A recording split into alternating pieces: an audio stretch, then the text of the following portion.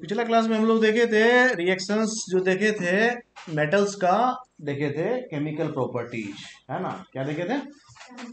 Chemical properties of metals देखे थे। और तो भाई केमिकल प्रॉपर्टीज देखते थे हम लोग मेटल्स का, हम लोग फिजिकल प्रॉपर्टीज भी देखे थे मेटल्स का, नॉन मेटल्स का। उसके बाद हम लोग केमिकल प्रॉपर्टीज देख रहे थे मेटल्स का, जिसमें हम लोग मेटल्स का रिएक्शंस बहुत सारा केमिकल्स के साथ देखे, जिसमें वाटर था, जिसमें ऑक्सीजन था। इन सब के साथ मेटल का क्या रिएक्शन होता है ये सारा हम लोग देखे थे। आज हम लोग देखेंगे कुछ एक रिएक्शंस नॉन मेटल का। ठीक है भाई।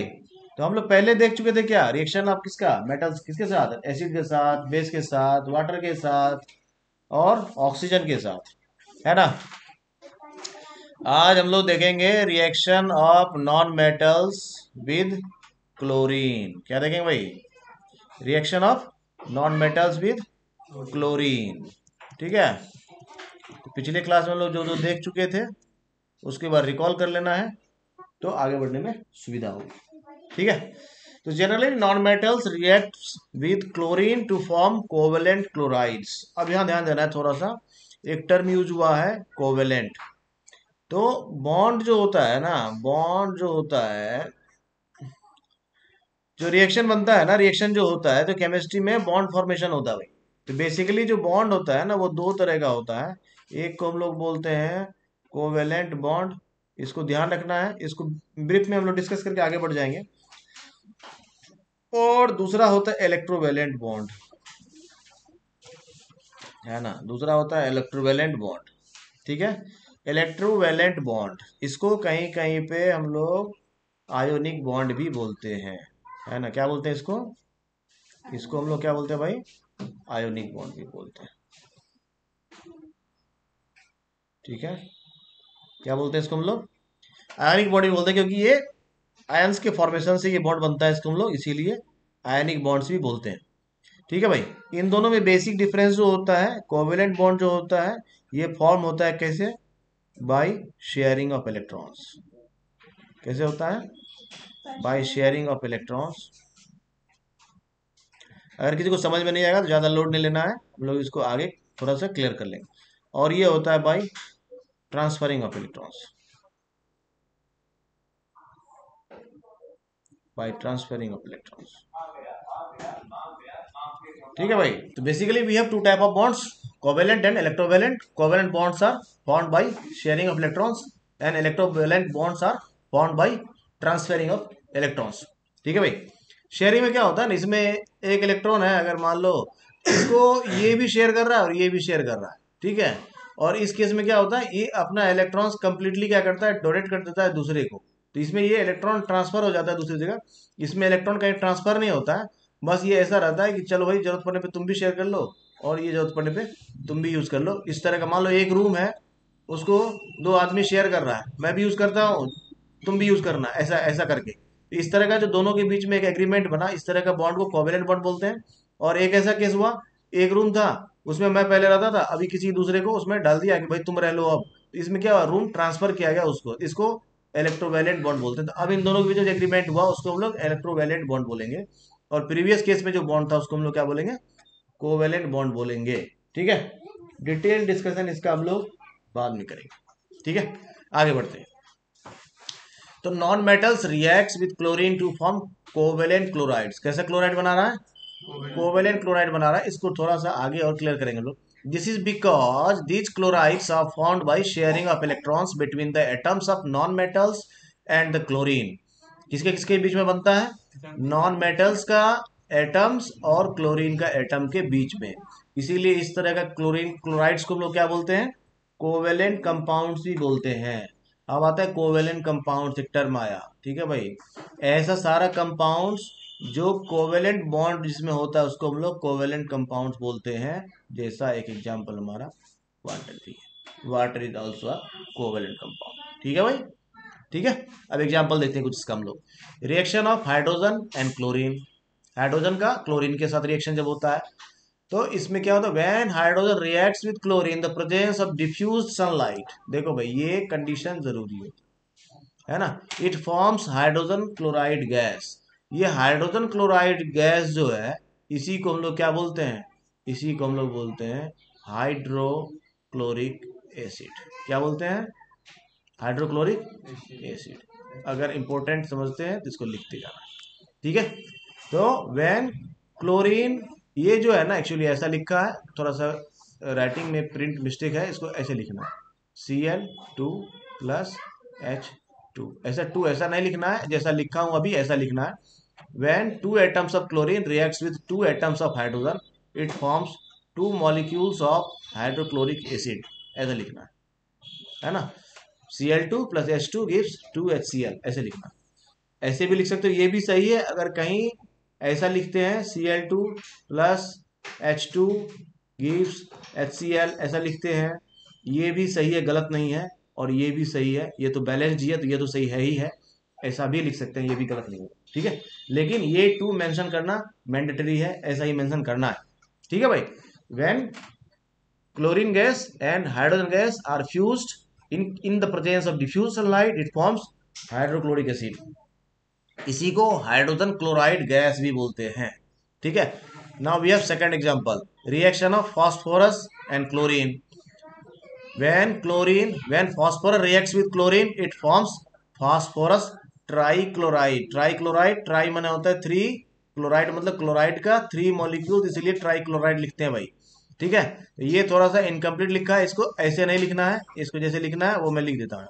6 ऐसा लिखना है, क्योंकि 6 जो होता है क्या होता है, 6 क्या होता है, 6 को क्या बोलते हैं, मॉलिक्यूल्स बोलते हैं। जो पहले लिखा जाता है किसी भी एटम्स के पहले, उसको क्या बोलते हैं, मॉलिक्यूल्स बोलते हैं। नंबर ऑफ मॉलिक्यूल्स को रिप्रेजेंट करता है, it is actually called coefficient, है ना। तो कॉफिशिएंट क्या डिनोट करता है, denotes the number of molecules. 6 capital C small L 2, ऐसा 6Cl2 प्लस P कैपिटल। 4 को बोलते हैं, 4 और 2 क्या है, सबस्क्रिप्ट है। और ये जब रिएक्शन करता है तो 4 P capital C capital L small और 3 सबस्क्रिप्ट होता है, ठीक है भाई। तो ये एक्चुअली थोड़ा सा मिस्टेक हो गया है लिखने में, इसको ऐसा लिखना है 6 मॉलिक्यूल्स ऑफ क्लोरीन, तो 6Cl2 plus phosphorus P4 gives 4 molecules of phosphorus trichloride. Trichloride क्यों, Cl3 है इसलिए ट्राइक्लोराइड, ठीक है भाई। रिएक्शन समझ में आ गया सबको। Next, sometimes phosphorus reacts with excess chlorine to form phosphorus pentachloride. तो यही रिएक्शन कभी कभी क्या होता है, जैसे C+O2 क्या होता है भाई, ये CO2 भी होता है, और C+O2 क्या होता है, CO भी होता है, मोनोऑक्साइड भी होता है और डाइऑक्साइड भी होता है।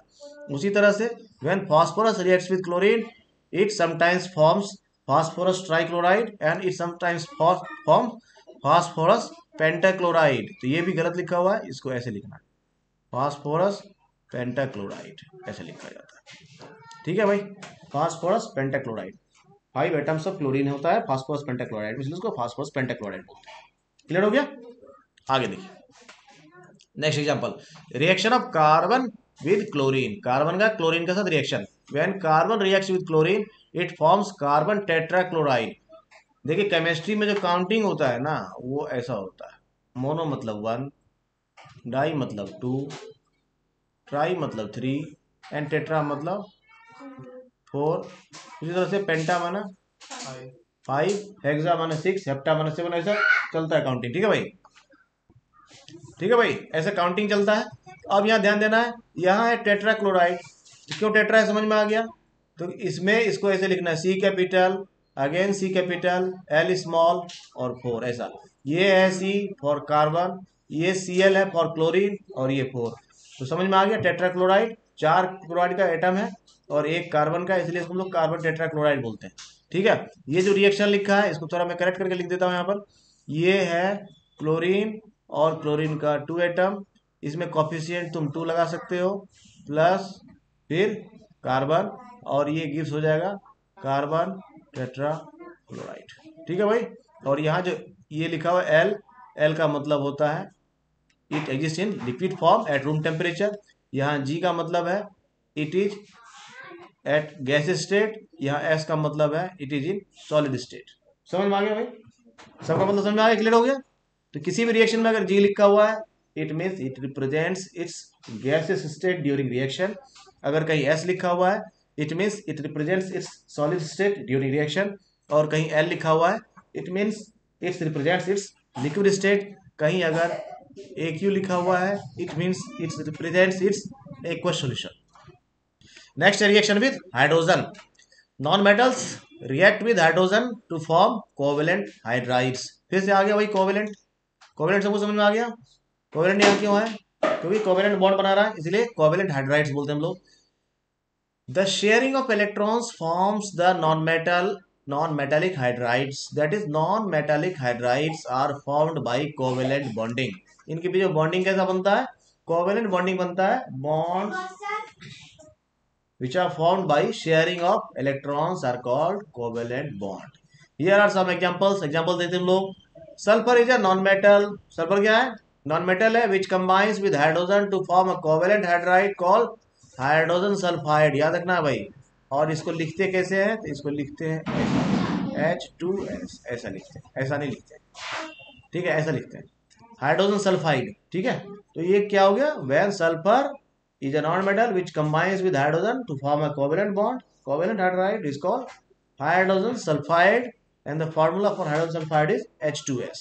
ठीक है, और उसका रिएक्शन ऐसा लिखेंगे S सल्फर, ये S हो गया फॉर सॉलिड, और ये H2 ऐसे लिखना है। ये गैस स्टेट में होता है हाइड्रोजन, और ये जो फॉर्म करता है वो H2S, ये भी गैस स्टेट में होता है, that is called hydrogen sulphide. The hydrogen sulfide gas has the characteristic smell resembling the smell of rotten eggs। Hydrogen sulphide को जब तुम स्मेल करोगे तो ऐसे लगेगा जैसे सड़ा हुआ अंडा का स्मेल आता है। ठीक है, इसको पंजेंट स्मेल भी बोलते हैं। लेबोरेटरी में अगर आप लोग हाइड्रोजन सल्फाइड को स्मेल करते हैं तो उसका स्मेल कैसा होता है? रॉटन एग जैसा। ठीक है भाई, बहुत ही घटिया गंध होता है H2S का, है ना। आगे बढ़ते हैं। Nitrogen is a non metal. अब लोग नाइट्रोजन को देखते हैं। नाइट्रोजन है non metal that combines with hydrogen in the presence of an iron catalyst. देखना भाई, ये नॉर्मली रिएक्शन नहीं करता, ये कैटलिस्ट चाहिए। ठीक है, form a covalent hydride called ammonia. हम लोग पिछले क्लास में थोड़ा सा देखे थे कि कैटलिस्ट क्या होता है। कैटलिस्ट क्या होता है? मान लो एक आदमी है A, एक आदमी है B। हम लोग क्या होता है, इन दोनों में मान लो बातचीत नहीं होती, थोड़ी अनबन है। कोई आदमी है C, ये क्या करता है? जाके A को बोलता रहे तुम्हारे बारे में तो B ऐसे बात कर रहा था। फिर जाके यही बात B को बोलता रहे तुम्हारे बारे में तो A ऐसी बात कर रहा था। अब दोनों क्या हो गया? आपस में फाइटिंग शुरू कर दिया। कौन कराया? C। फाइटिंग में ये है क्या? नहीं। तो कैटलिस्ट का प्रॉपर्टीज भी ऐसा ही होता है। Catalyst are the compounds that actually promotes the reaction without involving in it. ठीक है भाई, आगे बढ़े। कैटलिस्ट समझ में आ गया। तो इसमें भी एक प्रेजेंस होना चाहिए कैटलिस्ट का। वो कौन है? आयरन कैटलिस्ट होता है। एग्जाम्पल देखते हैं N2। यहाँ पर N2 ऐसा लिखेंगे, जो नाइट्रोजन गैस है इसलिए G लिखा हुआ है, प्लस 3H2 यहाँ ऐसे लिखेंगे।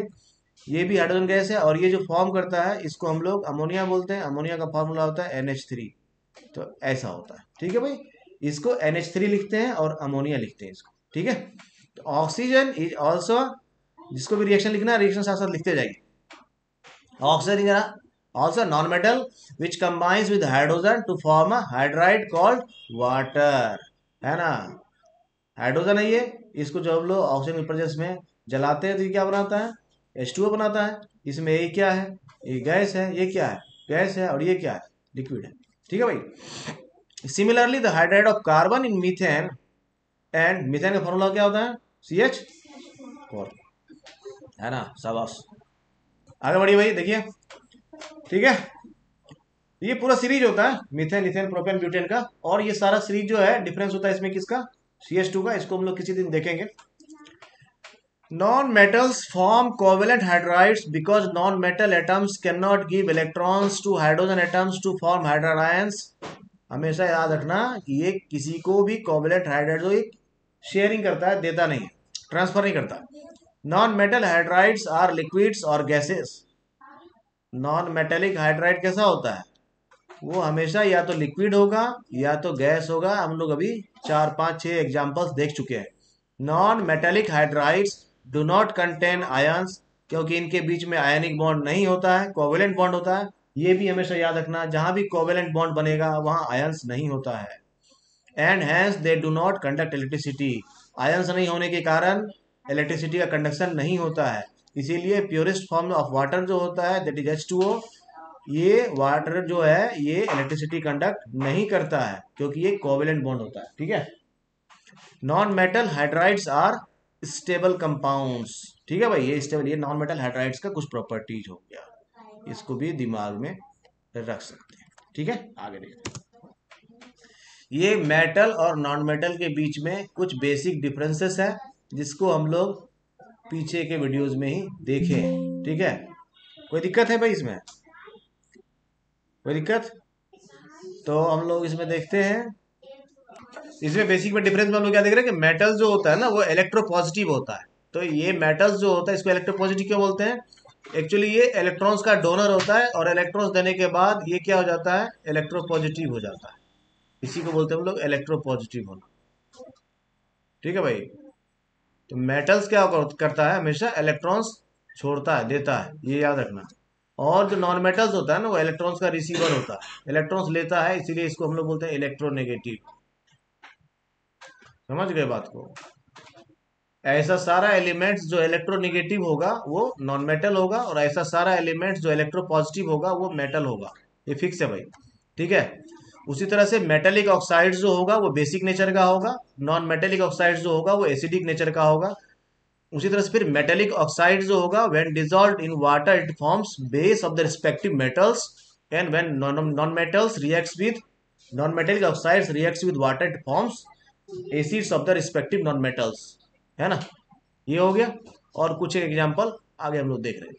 ये एग्जांपल जो है इसको लिख लेना। आगे बढ़े अब, आगे बढ़ते भाई।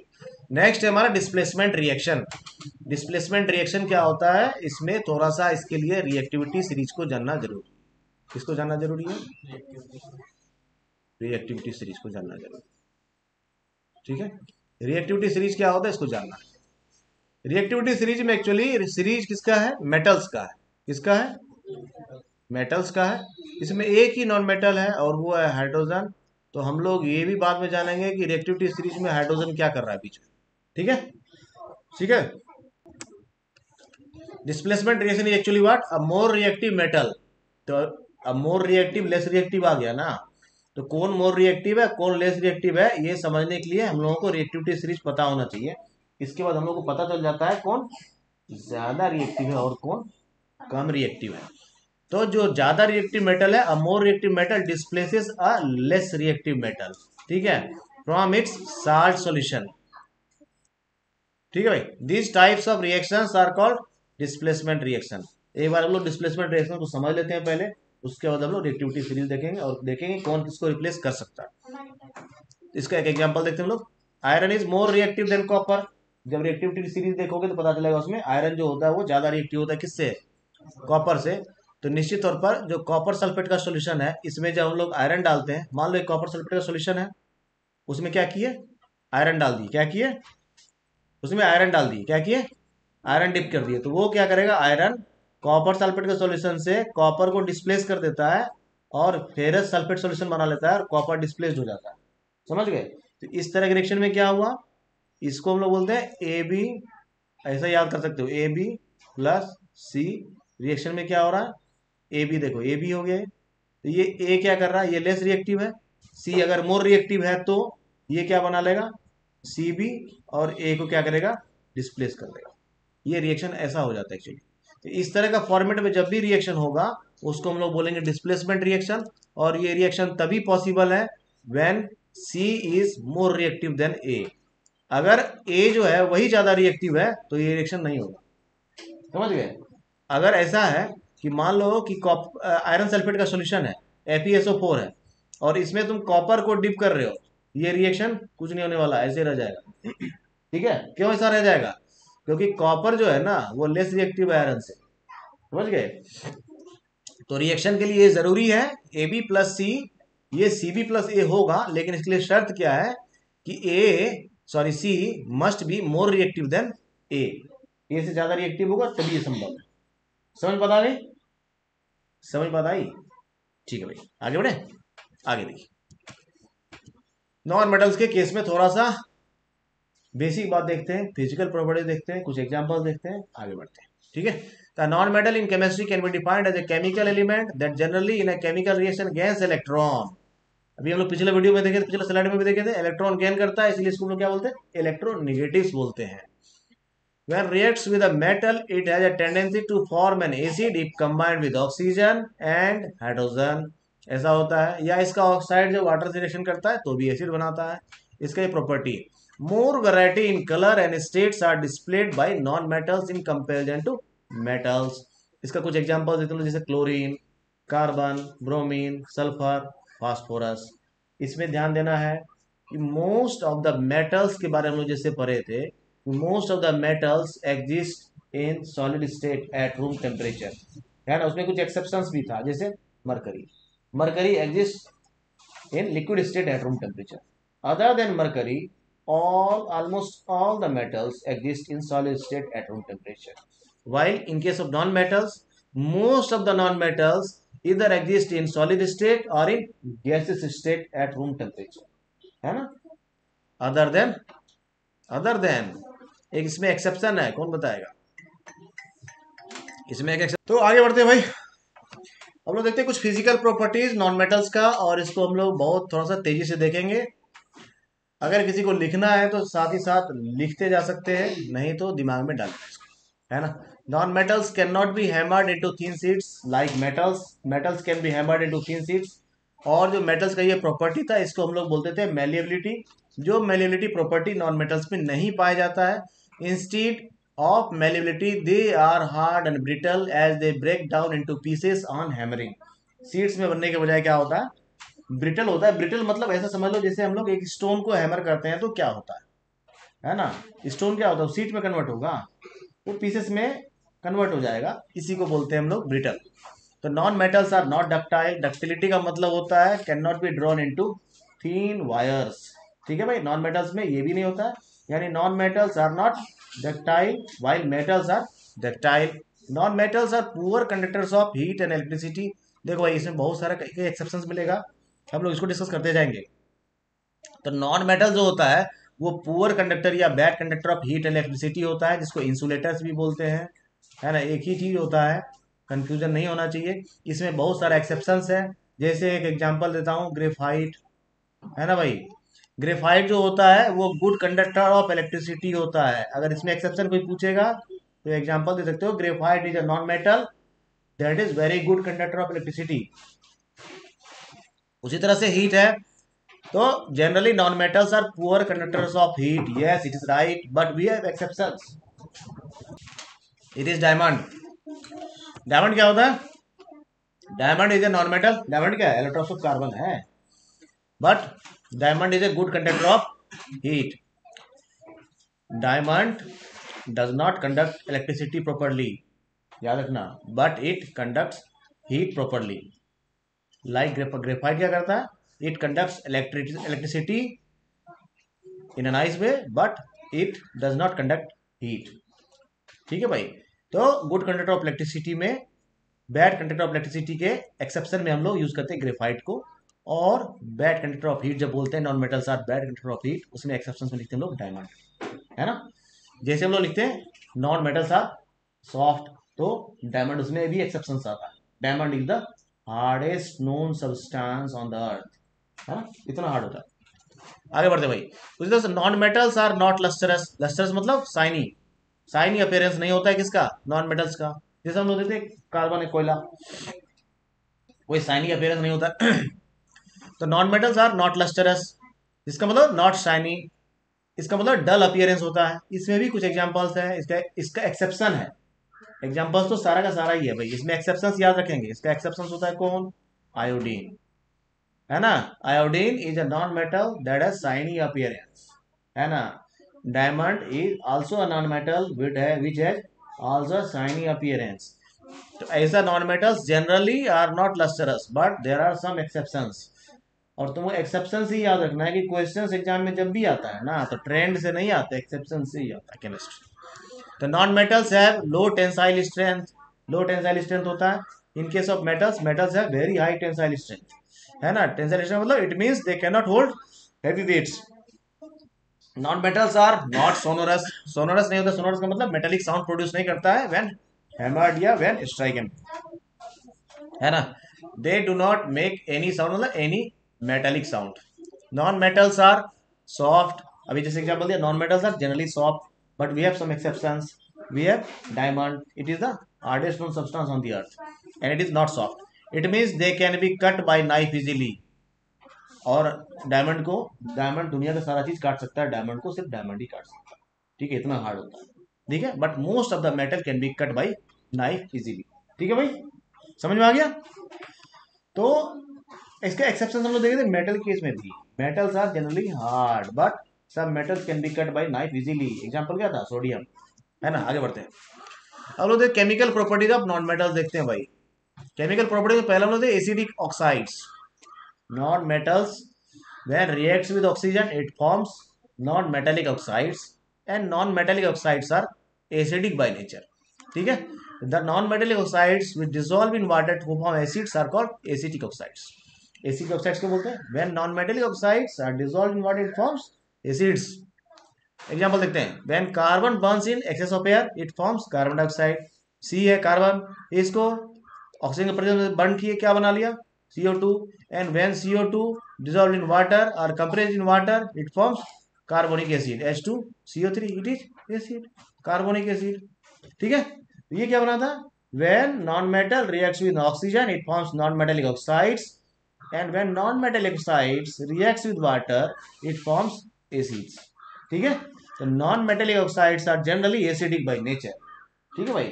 That's why non metallic oxides are generally called acidic oxides. Clear हो गया, आगे बढ़ते हैं। Next, reaction of oxygen, sorry reaction of hydrogen with oxygen. इसका एग्जांपल हम लोग पिछले स्लाइड में भी देखे थे, when H2 reacts with O2 it forms H2O, ठीक है भाई।